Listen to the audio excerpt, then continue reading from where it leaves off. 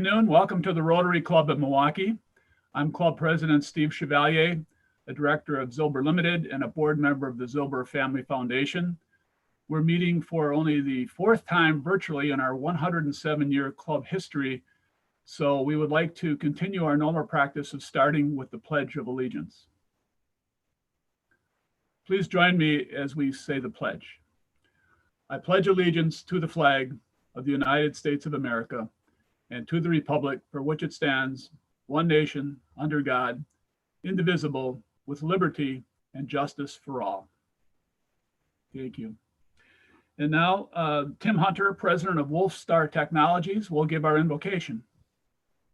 Hi, thank you, Steve. So today, I found a poem by a woman by the name of Laura Kelly Fanucci from Minneapolis. The poem's called When This Is Over.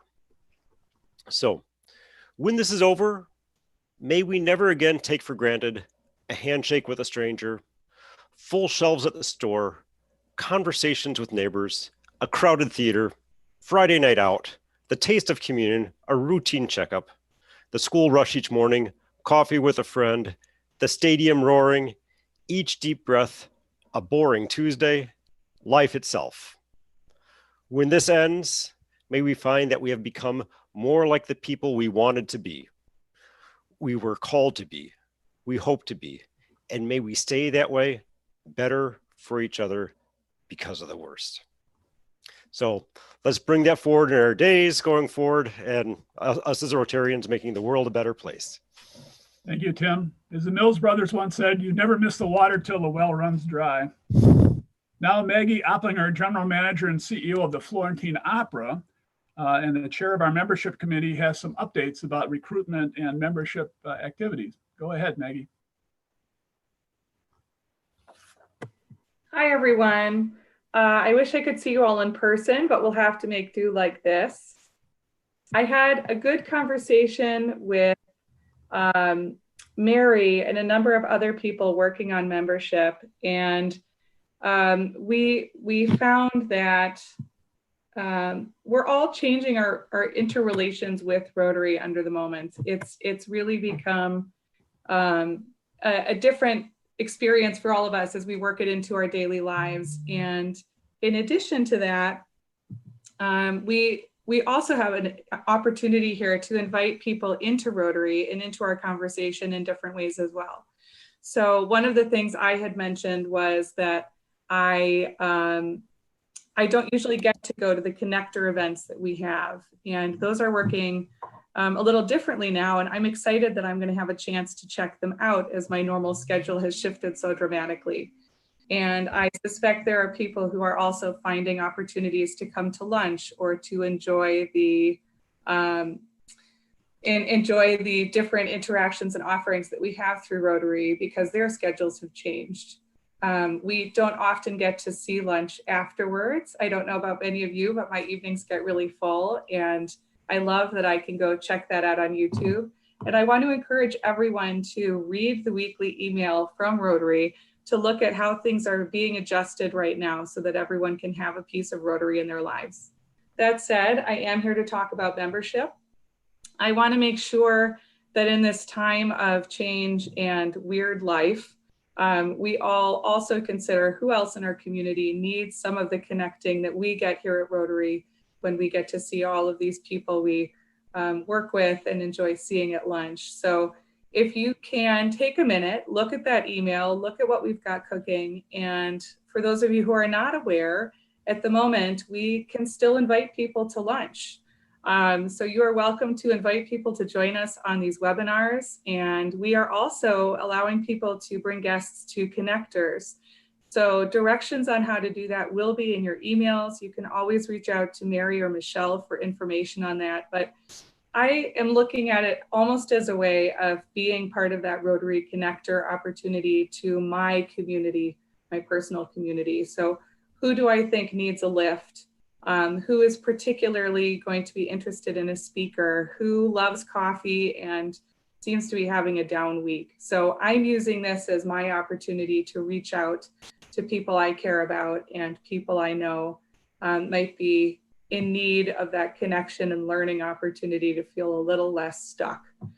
So I want to encourage everyone to share all of the remote programming, the YouTube and podcast links with your friends, colleagues, and family. That's a great way for them to get a taste of Rotary at a time when commitment to anything seems impossible. And I also want to encourage you to check out the beer and coffee groups that are connecting virtually. The Beer Connector is meeting this Thursday at 5 p.m. I'm definitely going to try to be on that one. And our Coffee Connector is meeting on Zoom next Thursday morning, April 23rd at 7:30 a.m. So if you can find a little bit of time in your schedule to gather and enjoy that moment of connection, please do. And again, please invite your guests to join us. We do like to know who's going to be there. It just helps us keep track of who's interested and who's engaging. So drop a line to Mary or Michelle and just let them know if you've had great feedback from somebody or you've invited people to join. So that's all for me. Thank you very much. Thank you, Maggie. Very important topic. And if people want to do something very important and very constructive tomorrow, the War Memorial is hosting a blood drive at the War Memorial Center from 9 a.m. to 2 p.m. in the Freedom Gallery. You can access that from the north parking lot, the lower level. Registration beforehand will be required, however, so see the link on yesterday's email or go to our survey email, which we're putting out after the program today. Very needed and helpful event. Maybe it's something we can all do to help out. So before we introduce our speaker today on a very exciting topic, I'd just like to say a couple of mechanical hints. Number one, if you have questions, please use the chat function. So click on the chat icon, type in your question and hit enter, and we'll try to address those comments or questions after Bill's presentation. And secondly, if you are doing this on YouTube, you'll have to text in your question or comment. The number is 414-840-9623. And I think you've got that on your email as well. So once again, 840-9623. And now, hopefully we won't have any more technical difficulties. Actually, Steve, this is Mary. And I understand that Jamie is not able to hear what is being said. And so can we hear what Jamie has to say? It does not appear that we can hear what Jamie has to say either, and he's not on mute. Mary, he has a second screen up that is on mute, just so you know. He has a second screen up. Okay. At the bottom. Jamie, could you be in twice?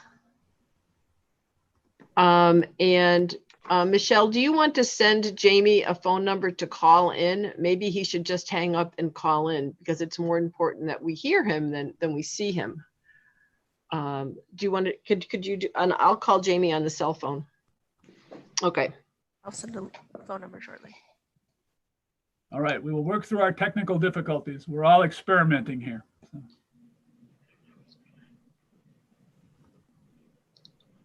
Patience is a virtue, as they say.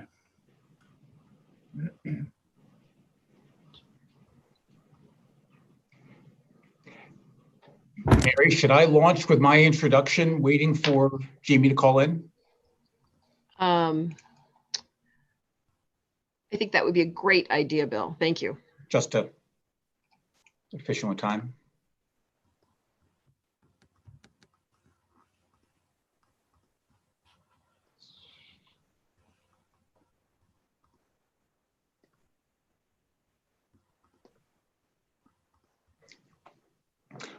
Okay, is that a PowerPoint coming across? Mary, can you see? I can see it. It's perfect. Thank you, Bill. Great, yes. Great, perfect. So good afternoon, everyone. My name is Bill Berrien. I am the CEO of Pindel Global Precision, a contract manufacturer of precision machine parts located in New Berlin, just west of downtown. And very happy to be here today. I'm happy to be asked, and it's a great opportunity to actually get to talk with you. I'll just go through a little bit of background on me. Very quickly, my path. I was born and raised in New York. I went to Princeton undergrad, and following that, decided to go into the Navy. Spent almost 9 years in the Navy SEAL teams. I was an officer there. I left active duty in 1999 and went to graduate school, a combination of an MBA at Harvard Business School and a master's in international relations at Johns Hopkins. Coming out of business school, took a position with GE Healthcare with the former Marquette Medical up in Tower Avenue. That brought my family and me to Milwaukee in 2002. Had never been to the state before 2002. Didn't know what to expect, and GE's record of moving people around actually expected to be not here many years, but we found it to be an absolute hidden gem, and we made conscious decisions to stay for the longer term. I was a black belt at GE and then a global product manager. I left there to help run a couple of private equity-backed companies, one of which I was on the management team of Artisan Partners downtown. And in 2010, left Artisan to go on the acquisition hunt to buy a company of my own, and was introduced actually by Dave Werner at Park Bank to the owner of Pindel, at that time named AS Pindel, and acquired that in 2012 and have owned that and helped run and grow that since. Just some quick photos of my time in the SEALs. My BUDS class started with 121 students and 21 of us graduated. That was on one of our deployments down to South America. Really exciting 9 years, time in South America, time over in Europe, especially during the Bosnia conflict. Now, Pindel Global Precision, company founded in 1947. It is veteran owned, courtesy of my service. We're ISO 9001. We're working on our aerospace certification. We have about 65 employees, non-union, 2 shifts, 2 facilities about a block away. About 30% of our sales go outside of the US.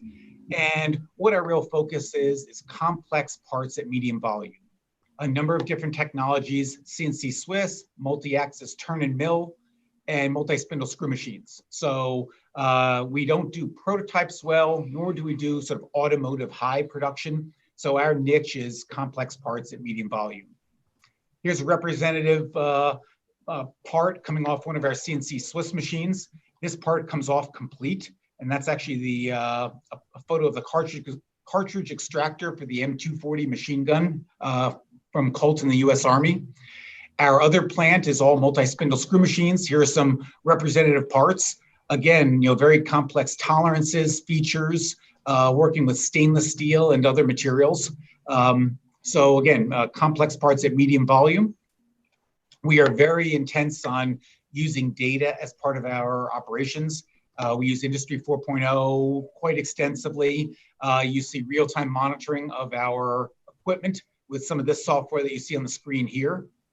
We're also very passionate about professional development. So about a year ago, we rolled out a professional development program. And our philosophy is that everyone wants a profession, whether they be, the professions should not be the sole confine of lawyers, accountants, doctors, and others, but rather everyone wants a profession. And by that, it is whatever they devote their time to should be valuable, it should be enduring, and it should be transferable. Much as if you were an accountant in Milwaukee and you get moved to Cleveland, that profession, that skill should, and that sort of wage base should follow you. And we believe the same applies to the advanced manufacturing world. One of our mantras to the team is automation is not your enemy, automation is your friend. Because if you can program the equipment, set it up, troubleshoot it, repair it, maintain it, that is your ticket to a higher wage. And we firmly believe, more value created, more value captured. We're very engaged in the community, always have very close relationships with high schools, and always have 4 to 6 high school interns on board at any one time. Personally, I'm active with Milwaukee School of Engineering, MMAC, a board member, the Nature Conservancy, a board member. And as you see here, we actually have a named room in MSOE's Computational Science Hall, or the Dirks AI building. So personally, I believe there's a lot of opportunity with artificial intelligence in manufacturing. And for a number of reasons we can get into, I think the future is very bright, both for our country and for our region, in terms of the potential for advanced manufacturing here and the higher wages that come with it. So I'll finish it off there, and I know there's some questions planned already. Thank you. Thank you, Bill. That was really a very, very helpful background. And we're sure very glad to have you and your family here in Milwaukee and doing all that you're doing. Jamie, I'm guessing that I haven't heard from you that you're not back on audio yet. Do you want to send me a chat message and let me know?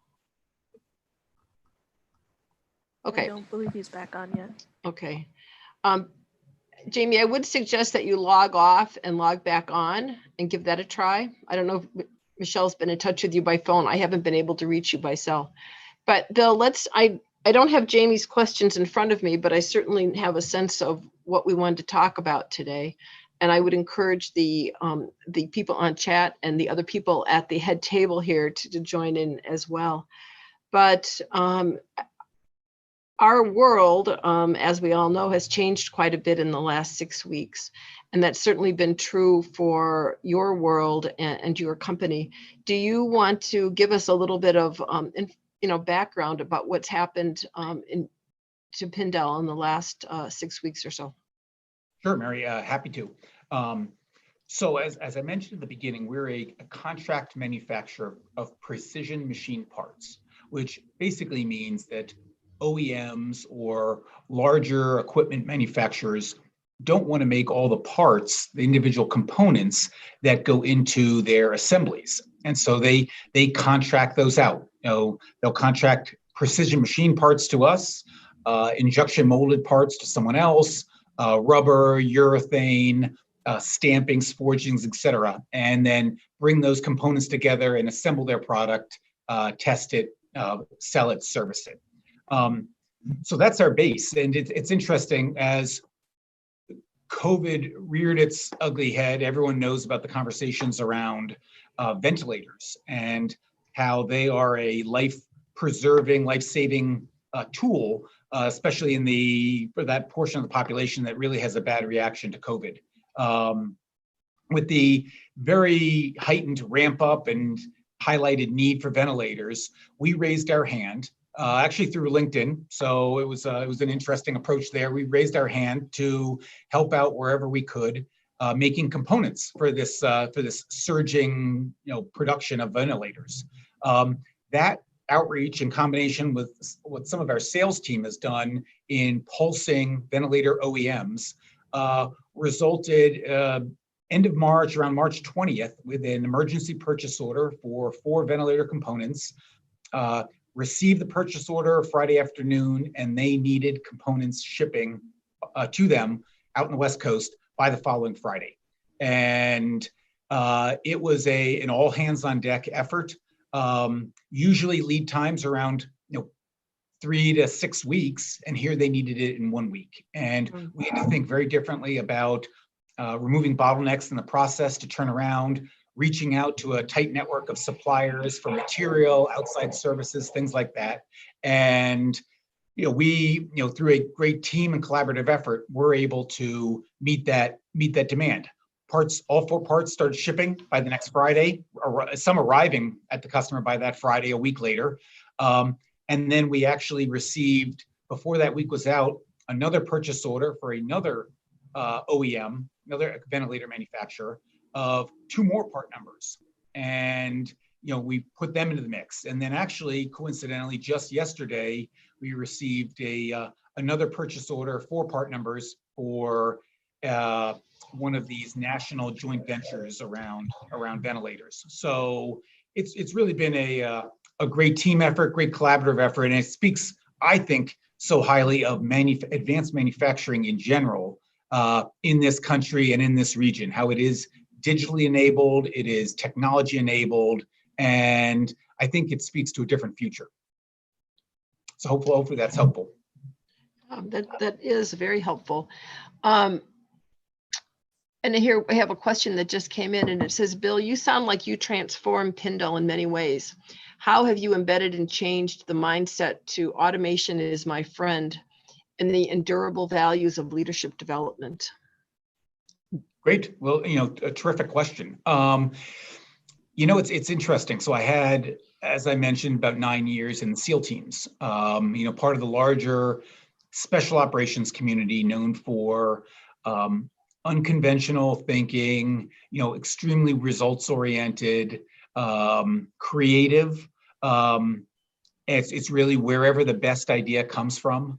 And one of the great parts that I have found about advanced manufacturing that, because I don't have a machining background. I have a leadership background. I love, teams. I love seeing people thrive and grow and work together. So that's the side that I brought, that and some good data analytical skills from my GE time, especially the Six Sigma side. But you've got this great foundation here. And, there's a saying that when you leave the SEAL teams, you spend the rest of your life trying to recreate the SEAL teams. And I have found that to be the case in advanced manufacturing. And it's an aspect that I embraced and have tried to grow and invest in. And that's, the similarity between advanced manufacturing and the special operations community is that as far as, Pindel and other places, we're striving to be a company of a small, highly cohesive, highly trained team enabled by superior technology, striving to do outsized things. And that was the case in the special operations community. And I think that's the case for advanced manufacturing in this country, in this region. And so really it's been, the past 7 years have been a journey of taking a really good foundation of people, customers, relationships, outside service providers, this whole ecosystem of advanced manufacturing. And how do you, continue to invest in it, continue to build it, to grow it. So it's, it's been a really a very satisfying journey in that regard. And what is success going to look like for you? Like in the short term, let's just say we're looking at the summer right now because we're in the midst of this pandemic.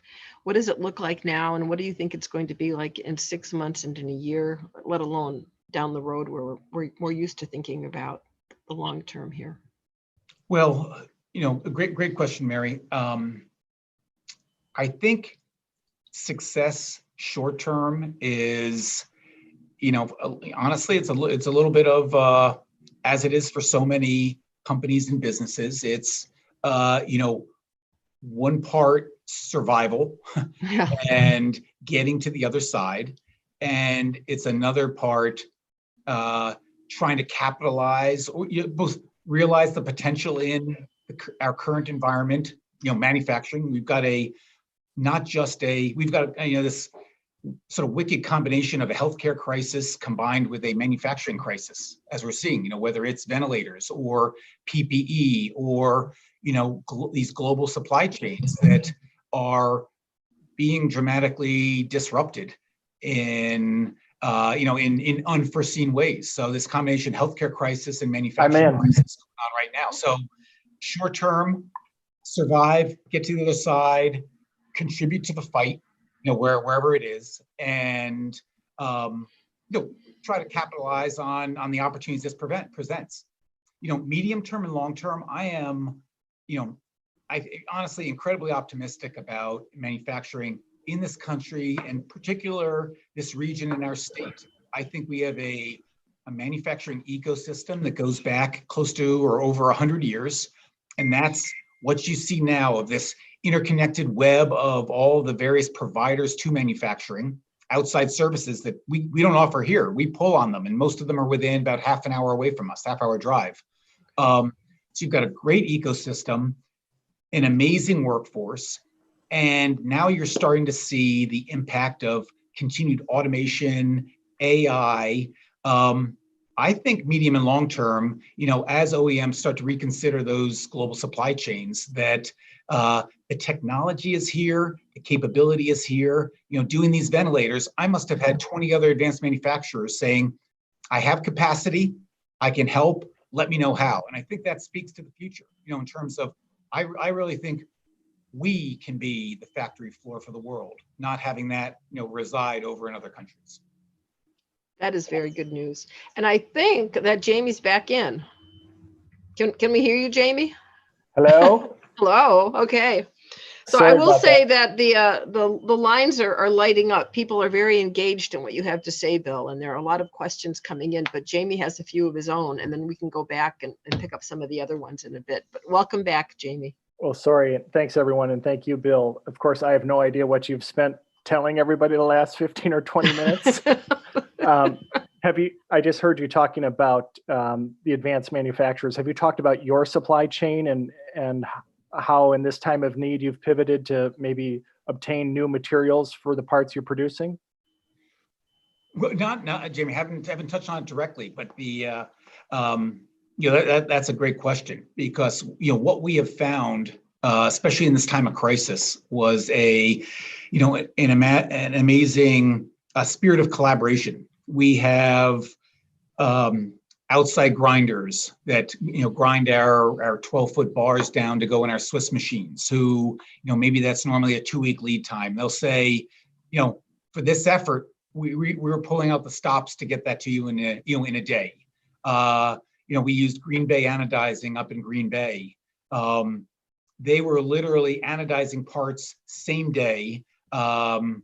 And we brought them there in the morning. We were bringing them back in the afternoon. And so it was really everyone rethinking their status quo and reprioritizing to assist this national effort. So it was great there. But we are really blessed in this region with such a strong, vibrant manufacturing base that you have those kind of capabilities, within 20 minutes, within 2 hours away. I think it's really speaks well for us. And some of those suppliers of your own, are they new, or are those suppliers that you've worked with in the past on other components for other OEMs?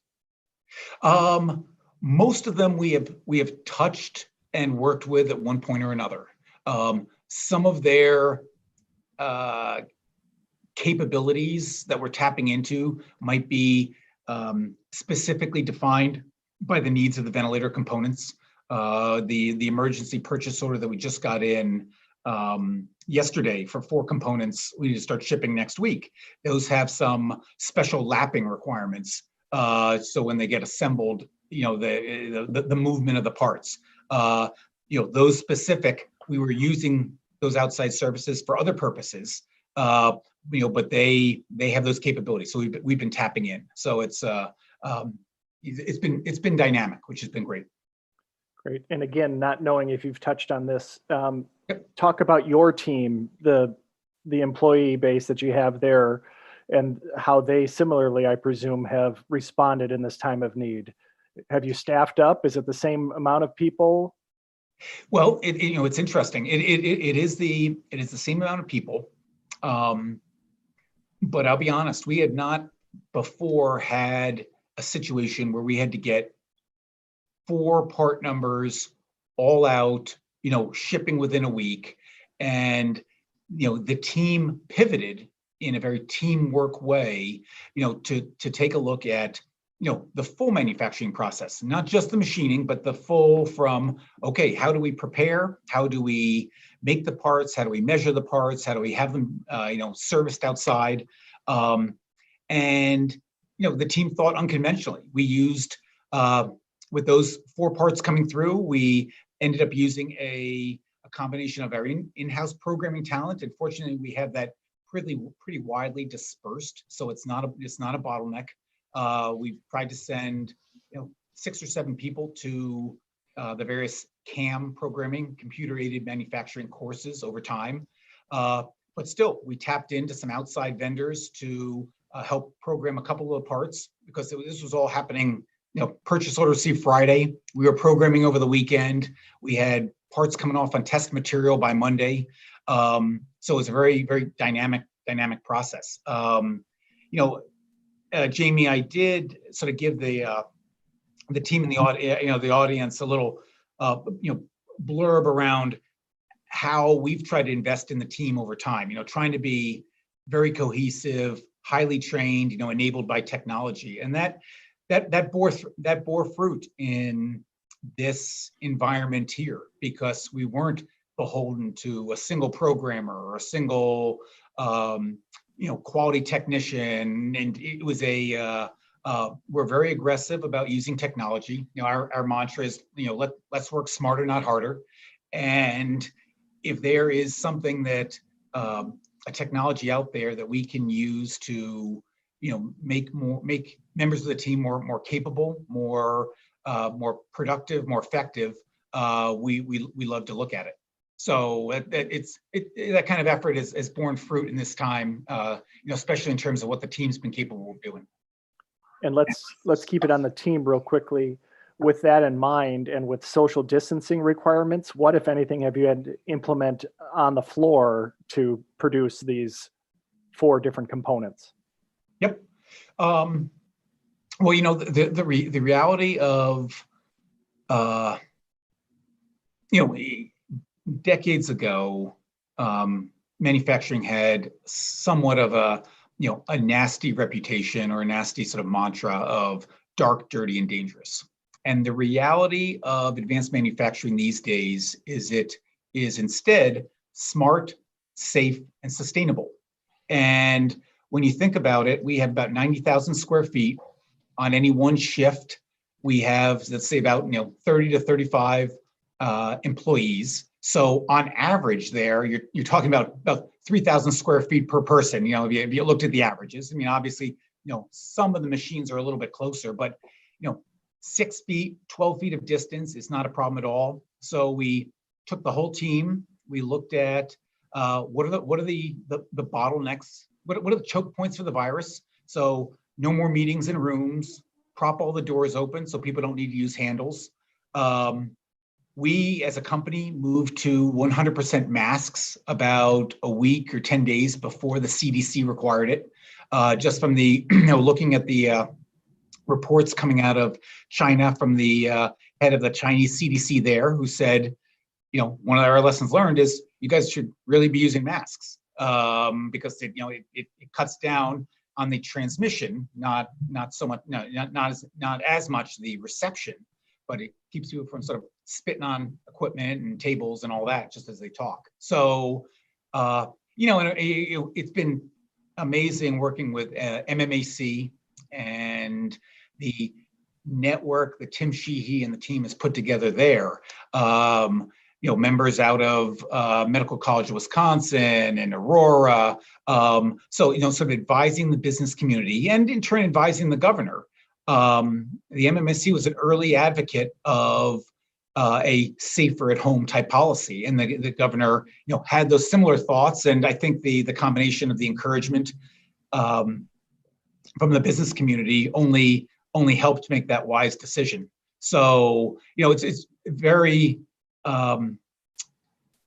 infection control informed practices is probably the best way to say it. Unfortunately, we have not had a positive case on our team, nor in the extended family of Pindel. That is good news. Jamie and Bill, there's a question that's has come in that ties into this. So if you don't mind, I'll just share that right now. And we're going to have you solving the world's problems, Bill. As a leader in multiple environments, what advice would you give our leaders on how they should reopen our communities? Well, you can punt too. Well, I mean, I'm not. I'll admit, I'm not medically trained. I read the newspaper, and Right. the Holiday Inn Express. It's your leadership. It's your leadership. That's right. What I would hate to see is a rebound on the virus coming back out. I mentioned I grew up in New York City 4 weeks ago. As this was starting to rear its head, I brought my father, 83-year-old father from New York. He's living in the house next to me, isolated. I shower, change clothes, wear a mask whenever I go in to see him. And I would hate to see a resurgence. So it's sort of a tightrope to reopening that I'm not sure we're there yet. My medical friends and colleagues say the wave, although flattened, is still, it's sort of inbound this week. So again, not totally practiced medical opinion, but I think it probably it takes a little bit more time. But I love seeing, just as we pivoted for ventilator parts, I love seeing different companies pivoting in different ways. And, I'm a huge fan of Buckley's down on downtown, North Cass Street. And, they are, very, open, friendly, the whole works for that takeout business. I see, Bartolotta's, the restaurant group. I mean, they have, although closed, of course, pushing their gift card business, but they've got this great GoFundMe page for patrons like us to directly contribute towards an employee fund that's supporting there. So I love to see the pivoting. But Mary, in answer to your question, it feels like it's a couple of weeks out, as much as painful as that is. And I know, I feel like we need to survive to the other side too. And it's not just for us, it's not just COVID being the challenge.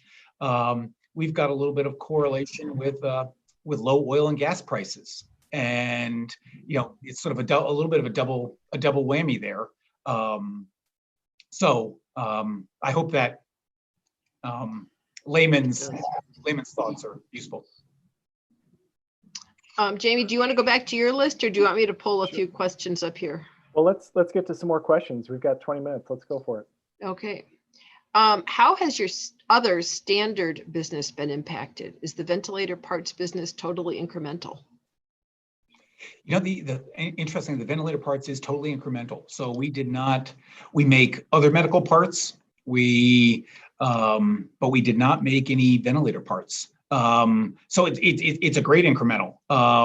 There's, as I indicated earlier, there's not much margin on these parts. You've got a lot of expediting, overtime. So it is pretty close to at cost. But the hope is it leads to some great relationships coming into the future or going into the future. The rest of the business, staying about 80% strong. The past week or so, the past 10 days, maybe we start to see some fall off in orders that would typically be there. I almost think it's more tied to the oil and gas that, some of our customers that, again, aren't directly in oil and gas, but they supply oil and gas, maybe dropping to 4 days a week instead of 5, and some dynamics like that. But, as I indicated at the beginning, we do ship about 30% of our revenue to Mexico and Canada, but also Brazil, Ireland, France, Poland. And, I think the next week will tell where the rest of the business has been going. But, one of my takeaways from this is, and I mentioned earlier how we have this real-time machine monitoring, and one of the takeaways from that real-time machine monitoring is you might think your utilization of your equipment is around 55%, but the data indicates it's probably closer to 30, 35, all things considered. And then when you have this surge of the ventilator parts, surprisingly, it has not disrupted. Maybe there's a little bit of push out a few customer orders, and with their understanding, active communication, but their understanding that something need to hop in that week. But I think that's one of the hidden benefits of advanced manufacturing that we're going to find on the backside of this, is that there actually is a tremendous amount of untapped capacity, across the equipment with companies that, with companies like Pindel all across the country. And the question is kind of going to turn on, how do we better tap that? How do we take advantage of that capacity? Because, you think if the current run is paying all the bills and all of that, but you can tap all that extra capacity, that is all the more, profit return to invest in the team, to buy additional technology, all of that. So hope that's helpful, Mary. For sure. And I'm kind of jumping around here, so I hope you don't mind, but one question that came in is, did you say who your customer is that's building the ventilators? Is this new for them, or had they been a ventilator manufacturer? And do you know how many ventilators your company will help build, and the approximate time to get the ventilator to the hospital? Got it. Okay. Multiple questions there. So West Coast, Southern California, two different ventilator manufacturers. It'll probably be about 15,000, eventually about 15,000 each. It's looking like it could go in that direction.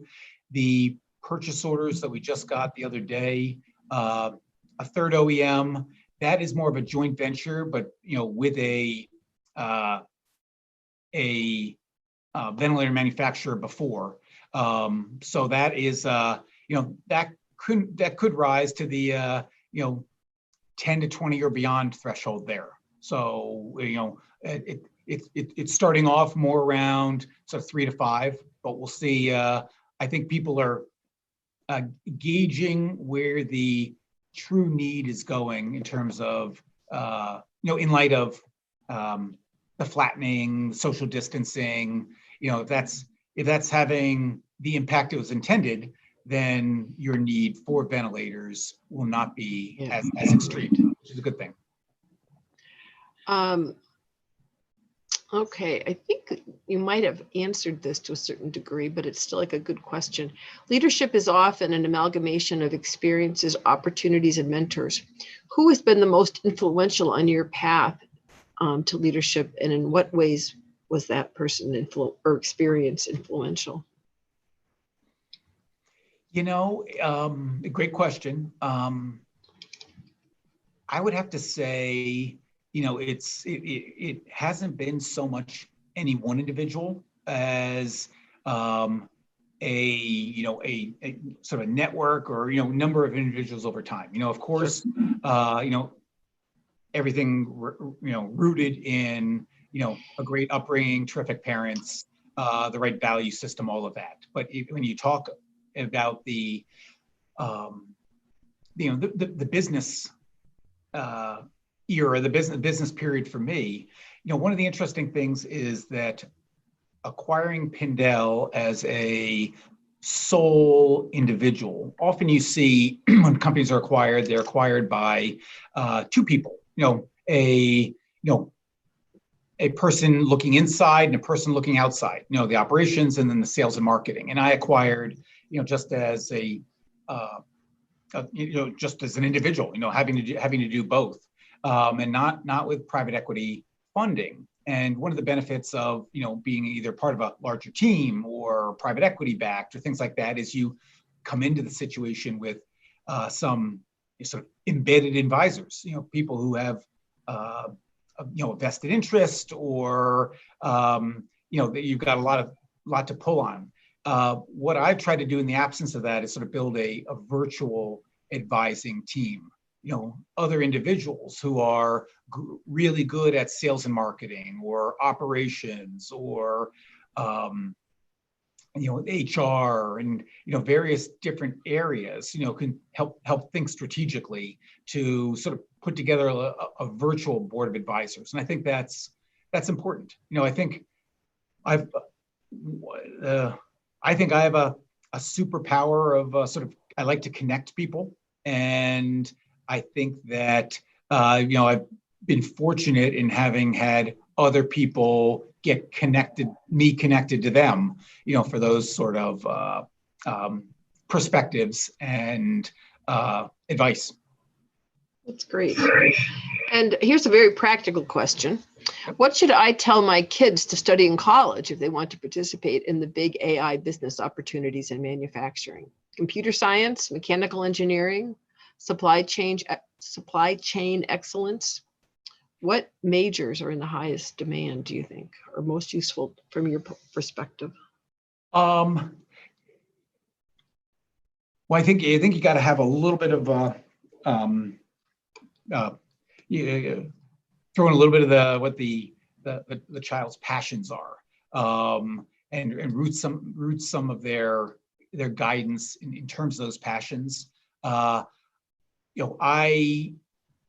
don't think you can miss incorporating in some of their pursuits, whether it's a focus as a major or they devote all their time in high school to it, but I think the coding side of life is great for sort of problem solving, troubleshooting, working through problems that extends well beyond the actual coding, the actual mechanics itself. But I guess if I had to give any one piece of advice, it would be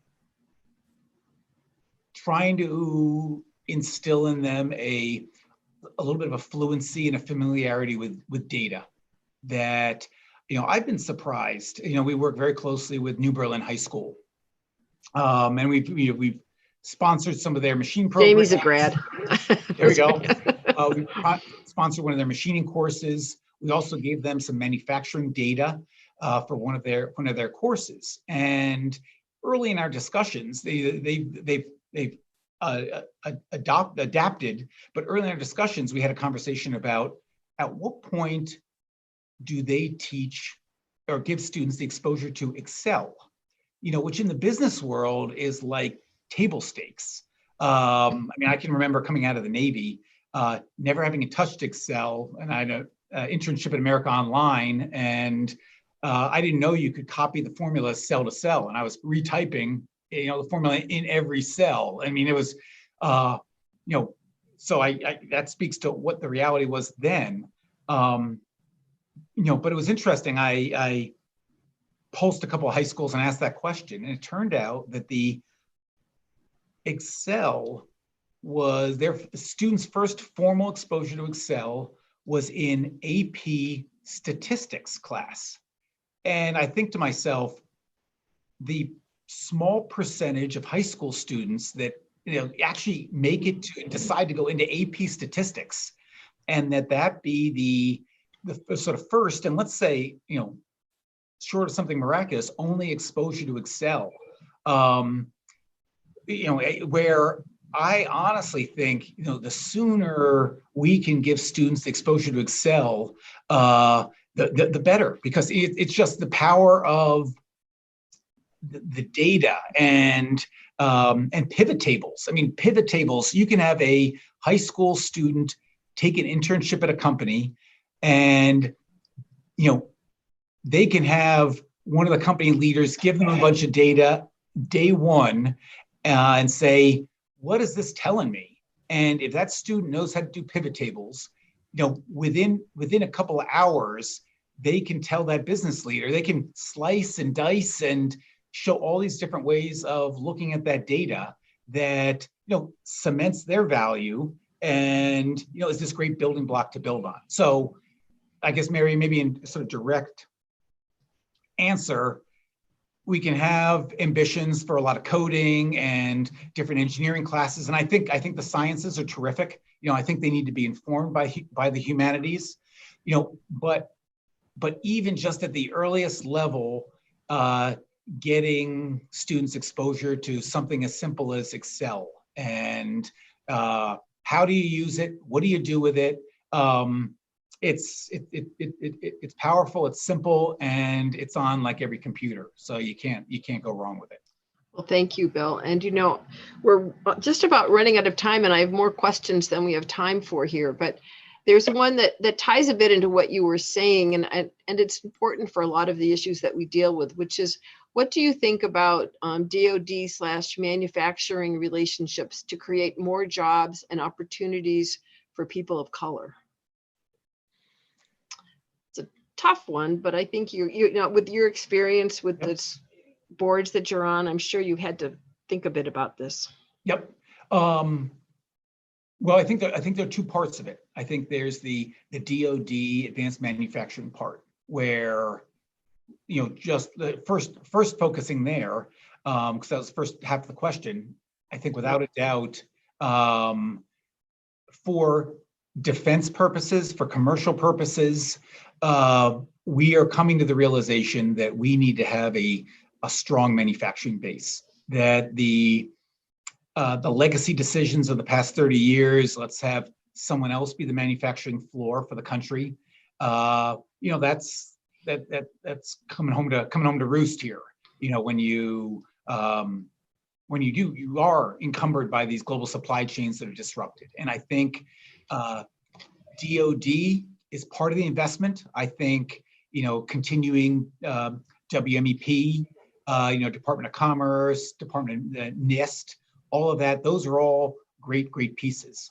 In terms of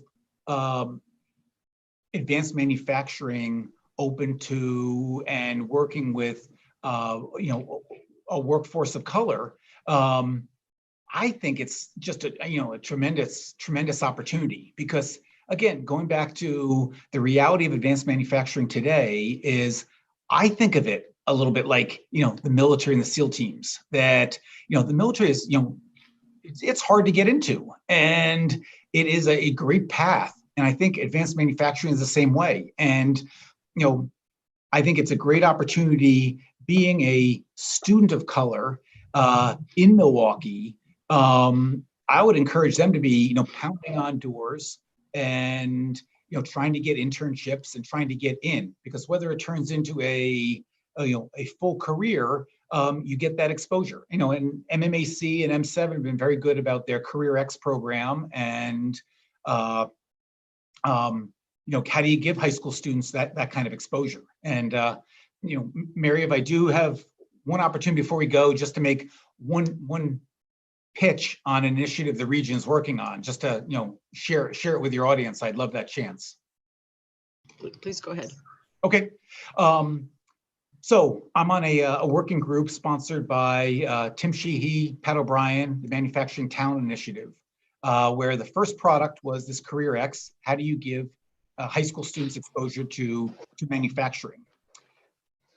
I was part of that, and I think we are all realizing that the even bigger opportunity, it's a gaping hole, frankly, across the country, is how do we upskill the currently employed population? And that is the portion of the workforce that's probably about 25 years or older, for whom, you know, the legacy model of industrial era education just does not work. You know, you cannot, if you're 25 years or older and you're already employed by a company, you know, you can't be taking out student loans on your own dime, going to full-time school, you know, all with the hope of a job on the other side. You know, I think we have to think very differently about this model, you know, as we are in this upskilling initiative. And it has to be one that's informed and driven by industry, that thinks very differently about how courses are in upskilling is fulfilled. And it's probably, you know, it should be industry paid, because industry is the ones benefiting from it. But it also needs to be this cooperative relationship between the technical colleges, the various training bodies across the country, you know, and industry, to figure out a different model, especially for small and medium-sized enterprises, where it's honestly very costly and suboptimal to upskill our own team. We've been doing it. but I can see for a lot of other small and medium-sized enterprises, it's a challenge, and it's not being done as much as it could. So just want to get that plug in there. Well, thank you, Bill, and thank you, Jamie. You guys were amazing, and I can hear the virtual applause. So thank you very, very much. And I think we should turn it back to Steve for a few closing remarks. So thank you. Thank you, Mary. And thank you, Bill and Jamie, for a fascinating presentation that makes me proud to be a Wisconsinite and proud to hear about our manufacturing prowess. Also, thanks to our attendees today. We had lots of active questions and chats from the audience, which is a good sign, Bill. They were very enthused about your presentation. Rotary is a world leader in the efforts to eradicate polio. So in honor of your presentation today and for the time you spent with us, we're going to make a contribution to Rotary International to purchase another 50 doses of the vaccine to help get rid of at least one of the terrible viruses that's out there. So thank you again. A few closing announcements. You can watch your screen after this presentation for our upcoming connector groups and virtual events. There's a survey after the meeting, which you could also find that information. Tomorrow there's the beer connector, so don't forget to sign up for that. And as you can see on your screen, the blood drive tomorrow, a very important project and maybe something you could contribute to. Next week, we're going to have Richie Burke lead us in a discussion with fellow Rotarians on the COVID-19 and how it's impacted their businesses. So this one strikes close to home. Our Rotarians are going to include Jim Berry, Todd Bentley, Mark Cannonberg, Darren Miller, and Julie Tolan. So it should be a fascinating presentation also. So let's go out and do some good in the world this week. Stay healthy, stay home if you can. And don't forget, wear your masks. This meeting is adjourned. Thanks, Bill. Thank you. I think everybody did a great job.